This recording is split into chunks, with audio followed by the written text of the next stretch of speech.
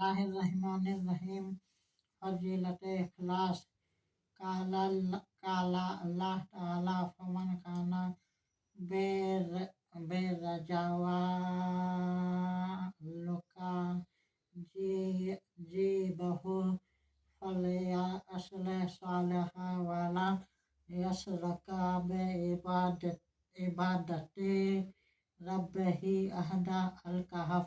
अल्लाह तबारक व तआला ने फरमाया, जो शख्स अपने रब से मुलाकात की उम्मीद रखता है तो उसे अच्छे अमल करने चाहिए, नीज वह अल्लाह ताला की इबादत में किसी को शरीक न करे। वक़ाल नबी सल्लल्लाहु तआला अलैहि वसल्लम इन्नमल अमाला बिल बयाते व इन्नमा लकुम अमरी मानवरी। और नबी करीम अलैहिस्सलातु तस्लीम ने फरमाया, आमाल का दारोमदार नियतों पर है और हर शख्स के लिए वही कुछ है जिसकी वो नियत करेगा।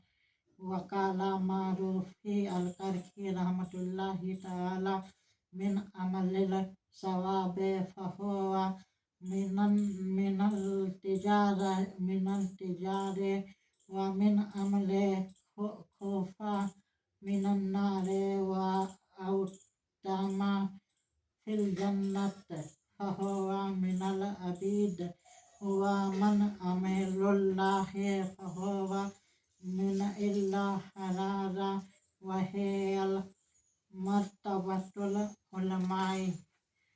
हजरत शेख मारूफ करखी रहमतुल्लाहि ताला फरमाते हैं, जिस शख्स ने सवाब की गर्ज से अमल किया वह ताजिर है और वह दोजख के खौफ या खियानत के तलब में अमल करता है वह गुलाम है। और जो शख्स सिर्फ अल्लाह ताला की रजा व खुशनुदी के लिए नेक काम करता है वह हकीकतन आज़ाद है और यही बुलंद तरीन मर्तबा है। औकालल करखी रज़ियल्लाहु ताला अन्हु अत्ताए बजाहिरुल गैब अफ़दल्ला मिनल ज़ियारते